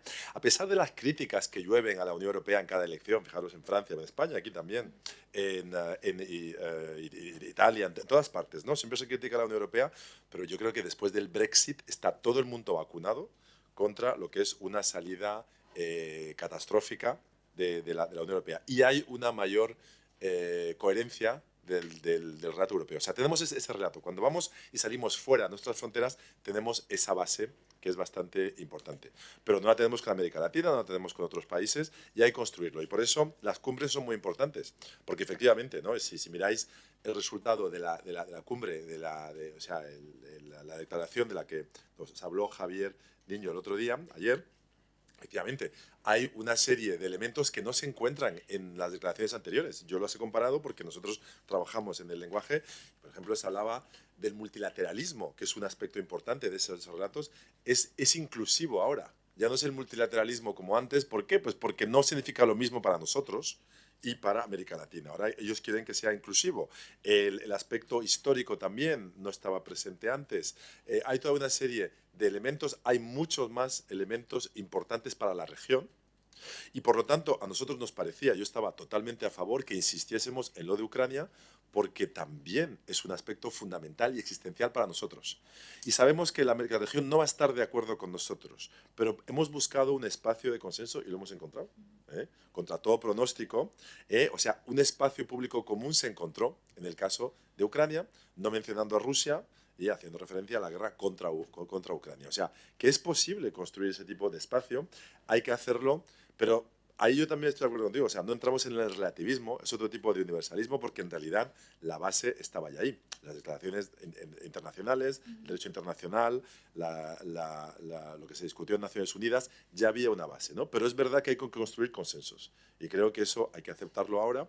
Ya no es como antes, que nosotros llegamos y decíamos a los países terceros o al bloque de América Latina, pues hace así, así y así, ¿no? Ahora ya no se puede comunicar de esa manera y no se puede elaborar comunicados de esa forma, ¿no? Eso cambia. Bueno, es la realidad, es la realidad. Sin embargo, el lenguaje del poder implica que Europa también demande, o sea, no somos neutros. Alguien preguntaba, bueno, ¿cómo se construye el relato europeo? ¿Somos neutros? No lo somos. Defendemos intereses europeos. O sea, nosotros queremos, por supuesto, el interés europeo consiste en fomentar la cooperación, la integración internacional, en defender una serie de bienes globales comunes, ciertamente, pero al final se trata también de asegurarnos que las empresas europeas tienen líneas de suministro que sean fiables, resilientes, que tengan en cuenta la situación geopolítica, que tengamos acceso a mercados por encima de empresas chinas, americanas y otras, que tengamos una presencia normativa importante y estándares europeos sean divulgados por todo el mundo. Hay una serie de intereses muy concretos. No solíamos expresarlo porque lo encubríamos bajo, bueno, son estándares internacionales. No, son estándares europeos. Y tienen que ser europeos por encima de chinos y por encima de los americanos. Y eso es lo que tenemos que conseguir, ¿eh? O sea, tenemos intereses claros. Somos un actor geopolítico, ¿no? Y podemos entrar en muchos, podemos ver, y el relato tiene que apoyar esos intereses europeos y esa realidad. Y así es como se construye. Y utilizamos nuestros 145 embajadas o misiones diplomáticas, se llaman delegaciones de la Unión Europea, precisamente para entrar en la esfera pública que hay en esos países, pero hay que tener en cuenta la realidad. Las cumbres nos vienen muy bien, por ejemplo, nosotros durante la cumbre la semana pasada estábamos totalmente en contacto con nuestras 33 delegaciones en América Latina para que estuviesen repercutiendo constantemente, machacando, y era la prioridad para todos, porque queríamos utilizar la declaración y ese espacio para construir ese relato que luego facilita el diálogo en esos países, ¿no? Pero al final la comunicación es local, no es lo mismo y no puede ser lo mismo en Chile, en Argentina, que en El Salvador o en Nicaragua o en Venezuela, ¿no? O sea, ese aspecto local es muy importante. Y el hashtag de 1000 millones lo desarrollamos nosotros en el Servicio Exterior, ¿no? Y luego pusimos de acuerdo con los Estados miembros para que ellos lo utilicen también, ¿no? Buscamos conexiones para crear esos espacios que no existen a nivel internacional, ¿no? Y ya para terminar, había una pregunta así sobre el deeply concerned. Eso, mira, los que trabajamos en comunicación empezamos siempre cualquier tipo de statement, de declaración, intentando evitarlo. Por favor, no pongamos eso. Vamos a ver si hay otra fórmula. Y al final siempre terminamos con el concerned, deeply concerned, very concerned. Y hay una cuenta de memes, ¿verdad?, que siempre lo hace, pero forma parte, y yo creo que al final no hay más remedio, hay que decirlo. Forma parte también de esa... Es un mensaje que se repite de manera machacona, ya lo sé, a veces no va acompañado de la acción que mucha gente esperaría, pero por lo menos hace falta permanentemente estar ahí cuando hay eventos a nivel internacional que van en contra de lo que estimamos que son los principios universales que nosotros defendemos, ¿no? Y seguiremos utilizándolo. Es verdad que hemos intentado cambiar esa fórmula, pero no hay manera, no hay manera. O sea, que seguiremos deeply concerned.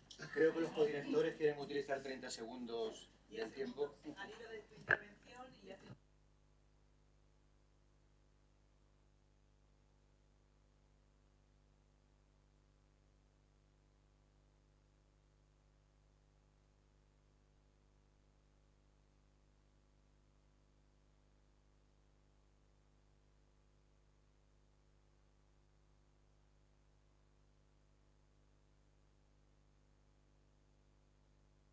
Lo más importante son los intereses, pero los intereses europeos siempre van conectados con valores, pero los intereses. Somos un bloque geopolítico, defendemos intereses de empresas, de ciudadanos, de países, ante todo, en el nuevo contexto geopolítico.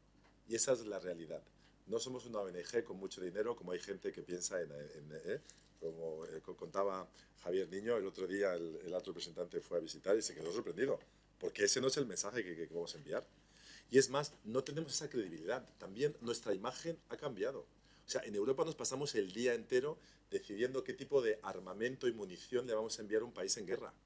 O sea, la imagen de Europa no es... Hay partes de Europa, yo lo sé porque veo los informes de nuestras delegaciones, donde nos ven como un bloque altamente belicista y agresivo, que está alimentando un conflicto. Esa es la realidad, así nos ven.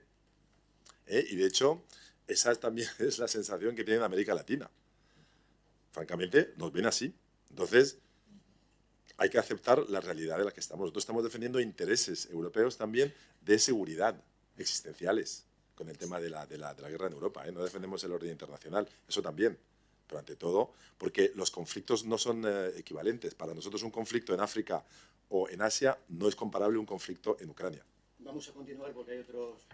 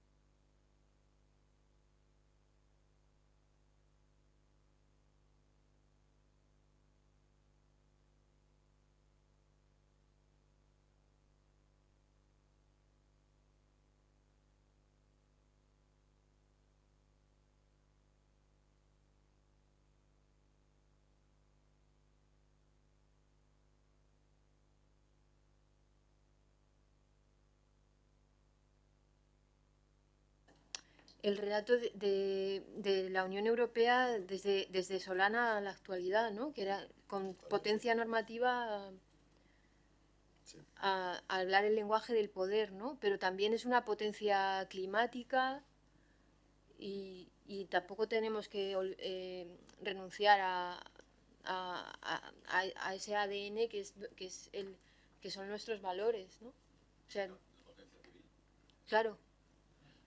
Sí, no sé, o sea, yo, en relación a la pregunta que hacía el estudiante, ¿cómo te llamas? Sí, Dylan.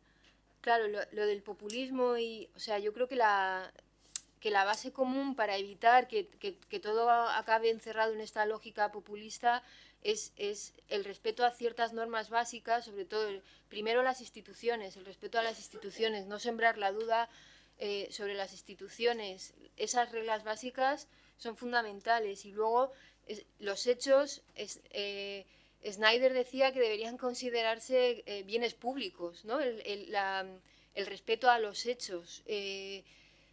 Hannah Arendt también decía que la libertad de opinión es una farsa si no está arraigada en esos hechos, ¿no? Y en ese sentido, ahí es donde yo te decía que ciertos actores tienen que procurar tejer ese espacio común para que se dé ese entendimiento, ¿no? El libro de posverdad de Matthew d'Ancona decía esto: la misión del populismo es simplificar a toda costa, apretujar los datos incómodos para darles una forma preestablecida o eliminarlos por completo. La tarea del periodismo es poner de manifiesto la complejidad, los matices y las paradojas de la vida pública, así como sacar a la luz las irregularidades y, lo más importante, y esto me parece fundamental, regar las raíces de la democracia con un aporte constante de noticias fiables. Es decir, hechos, instituciones. Yo creo que eso es fundamental para que la lógica populista no invada la lógica liberal democrática. Sí, a ver, hay muchas cosas, pero voy a tratar de sintetizar. Lo de Chantal Mouffe, yo creo que ella, más que sobre el tema de, si bien ella le llama política agonista a una política que no sea la de antagónica en el sentido de matarse, más bien está pensando en cómo recuperar el agonismo frente al centrismo y el consensualismo de la política europea, donde la socialdemocracia y los conservadores se volvieron muy parecidos. Y entonces, cómo recuperar una política donde se discuta cosas más esenciales, ¿no? Y en los parlamentos y demás. Y efectivamente creo que de ese consensualismo, de ese centrismo, sale también muchas extremas derechas, ¿no? Como lo alternativo al sistema. Lo que pasa es que, bueno, ahí de ella va derivando de ahí la estrategia de que para enfrentar a los nuevos populismos ¿no? Que ya es otra discusión, ¿no? Y digo, ahí plantea dos discusiones eso. Yo creo, si es efectivo, o sea, un tema práctico, es decir, para combatir a Marine Le Pen, ¿es mejor hacerlo del populismo izquierda o de otra izquierda o de otra cosa? O del liberalismo, no sé. Y la segunda, si el populismo de izquierda es deseable o no, digamos, es otra discusión. Ahora, para el caso que creo que te referías más al de Venezuela, ¿no? De cómo salir de eso, ya no sé, creo que ahí depende de muchas estrategias a la vez, ¿no? Y es verdad que en América Latina, si bien Venezuela está muy presente en la región, es más de política interna para las derechas que realmente por un interés en resolver Venezuela, ¿no? Yo creo que terminó siendo más como una cosa, bueno, casi de último. Sí. Sí, fíjate, Sí. Perdona Claro. que Chantal Mouffe está hablando de la democracia agonística, es decir, que la lógica populista no es amigo-enemigo smithiana, porque en la lógica amigo-enemigo tú estás deslegitimando y lo que quieres es destruir al enemigo. La lógica agonística populista que ella defiende, tú reconoces al adversario como adversario político, no quieres eliminarlo del tablero político, ¿no? Entonces, la regla básica también de la democracia, la no escrita, es que tú reconoces siempre la legitimidad del adversario, lo reconoces como adversario, no como enemigo político, y ese adversario político es legítimo, eso es la regla básica. Por eso aceptas normas básicas que tienen que ver con la alternancia política. Cuando yo pierdo, tú te pones en mi lugar porque tú eres mi adversario político. Pero se ha radicalizado el punto que el hecho de que cuando tú pierdas, o sea, tú vas a dejar de existir.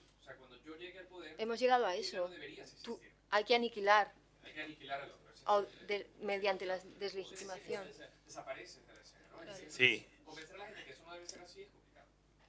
Sí, aunque a la vez no se aniquila también, esto también es verdad, ¿no? Digo, No, hace deslegitimándolo. 50... No por eso, pero digo, también es una forma de aniquilamiento que no es en general físico, porque lo estamos viendo, no es que hay masacres generalizadas, y eso también es un dato de cómo se da estas formas de autoritarismo, digo, porque tú mencionabas antes, José Antonio, digo, el mundo de la polarización y demás, donde tenías genocidios, no sé, en Indonesia y demás, que matan millones de personas, digo. Hoy lo que vemos es otras formas, que hay presos políticos, depende de los países, ¿no?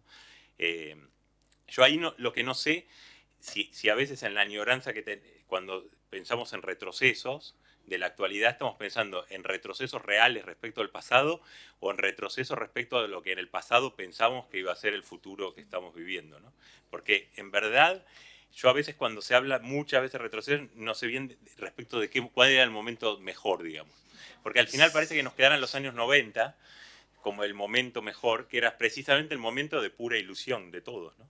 O sea, de todos, digo, los que imaginaron formas de fin de la historia diversas, digamos, ¿no? Porque también eso se volvió una especie de término de un libro que pocos leyeron, pero de esos clásicos libros de que se citan los títulos, ¿no? Pero quiero decir, ahí yo creo que hay algo interesante para pensar también, si estamos hablando del pasado o de lo que en los años 90 muchas sociedades o teóricos imaginaron que iba a ser este año, ¿no? O sea, decir, bueno, en los 90 que pensaba del año 2023 y no es como se imaginaba, porque en realidad si uno va más para atrás, América Latina está en dictaduras militares, no sé, Europa está dividida en el bloque socialista y el otro, entonces digo, no sé, eso digo para pensar un poco más allá, la forma de pensar el presente, las nostalgias y también... es un poco fuera de esto, pero antes mencionabas el libro, y un punto que a mí me interesaba era ver por qué hay tanto pesimismo actual y por qué mucha gente en los años 30, que estaba bajo el estalinismo, el nazismo y todo, era mucho más optimista, digo. Y básicamente no era por su realidad, sino por el futuro que podía imaginar, ¿no?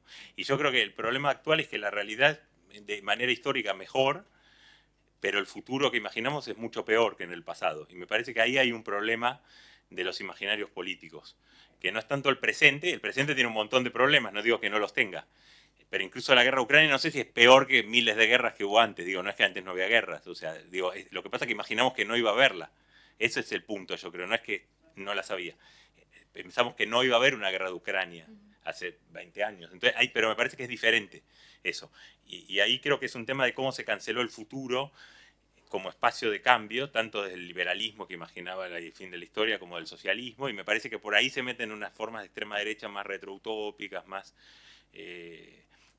complicadas, y pasamos, yo creo, del pasotismo que tú decías a otra cosa. Yo creo que en los 90 la izquierda pensaba que el problema era el pasotismo, que a la gente no le importara nada, y esa especie de conformismo eterno. Y yo creo que ahora lo que vemos es un inconformismo bastante radical en muchos casos, pero que no es el que nos gusta. Ese es el punto, no es el inconformismo que querríamos que hubiera.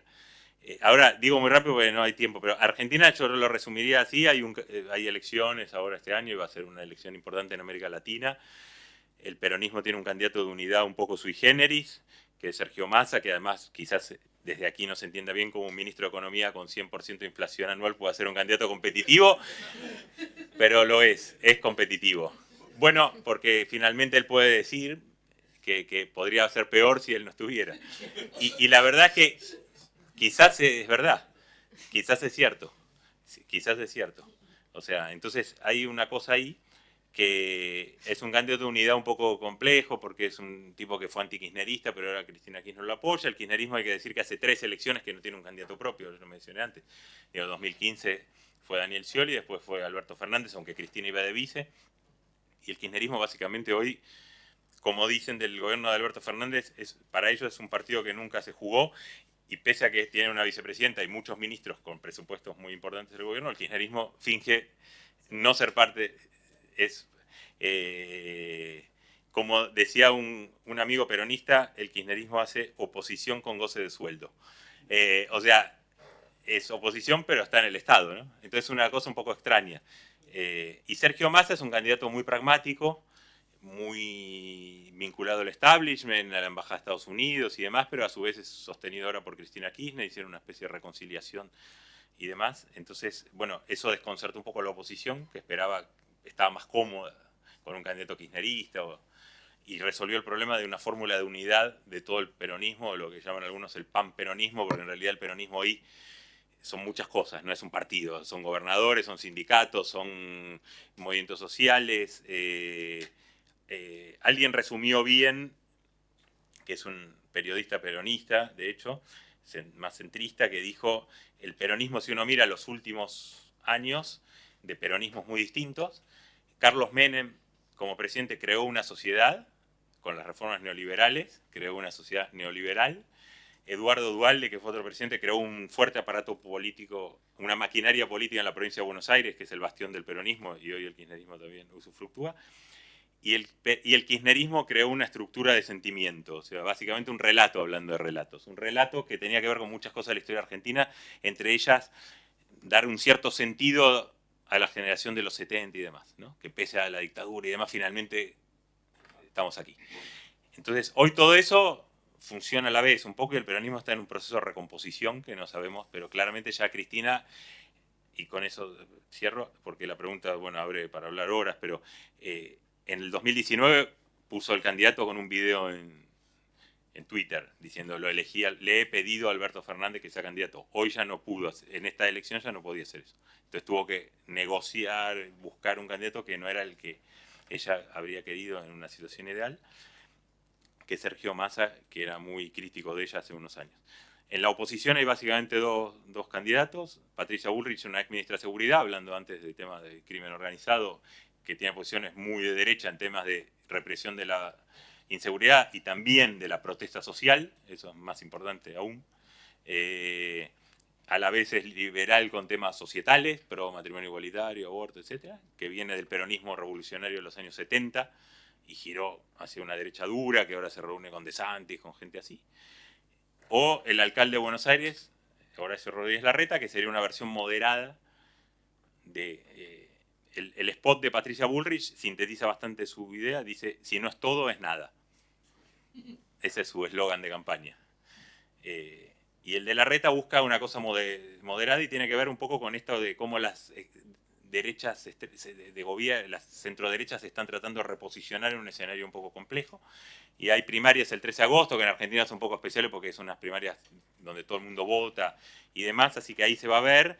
Y el folclore ahora, la cosa esta, es que la versión de extrema derecha que tenemos en Argentina es el candidato que tú mencionabas, que es Javier Milei, que es un candidato que se define como anarcocapitalista, que propone dinamitar el Banco Central, etc. Y llevó a Argentina a una cosa que no existía como tradición, que es el libertarismo de derecha, y a la vez se posiciona, habla en actos de Vox, defiende a Bolsonaro, etc. Es un poco un misterio de cómo le va a ir, porque tuvo muchos traspiés en las elecciones locales, entonces parecía que se estaba derrumbando en las encuestas, algunos encuestadores dicen que no tanto, no es probable que pase a la segunda vuelta, entonces bueno, veremos. Por ahora las encuestas le darían a la oposición la victoria, pero veremos cuando haya candidatos, y las elecciones en España yo creo que están dándole bastante esperanza al peronismo de que finalmente a veces no todo está perdido, ¿no? Porque finalmente hay algunos, si bien son realidades muy distintas, podría pasar algo así, que a último momento, sobre todo si la elección es entre Massa, que es un tipo bastante centrista, y Patricia Bullrich, que parece querer resolver todos los palos, él se podría posicionar como el candidato moderado, ¿no? Y hay algunos analistas que dicen que finalmente en Argentina, a la larga, en el momento se imponen los candidatos moderados. Y si vemos en la historia reciente, parece ser así. O por lo menos las versiones moderadas de los candidatos. Por ejemplo, cuando Cristina Kirchner ganó, en esa época tenía un discurso bastante moderado para el momento. Y así era un poco respecto. Así que veremos qué pasa el 13 de agosto. Se va a quedar claro quiénes son los candidatos y qué apoyo tiene cada uno. Yo tengo otro amigo, Pablo, que dice, si te explicaron el peronismo y lo entendiste, es que no te lo explicaron bien, ¿no? El peronismo tiene, además yo creo que le gusta, nos gusta pensar que es inentendible, porque nos da tener algo que nadie tiene, digamos, a los argentinos, ¿no? tener una especie de excepcionalismo. Tenemos eso que... Que calza muy bien con el sentido trágico y Sí. enigmático de la vida. Sí, yo creo que no sé si es tan Estamos entrando en complicado temas delicados. como eso, pero bueno. Oye, no sé si queréis, vamos a cerrar aquí, no sé si queréis hacer un cierre, no es el minuto de oro ni mucho menos, pero ¿algún comentario final? Yo cedo mi minuto porque hablé mucho en esta... Si no es así, Agradecer la invitación. os agradezco mucho, ojalá hayáis disfrutado de esta conversación por lo menos tanto como yo, ¿no? Muchas gracias, Marian, Diego y Pablo.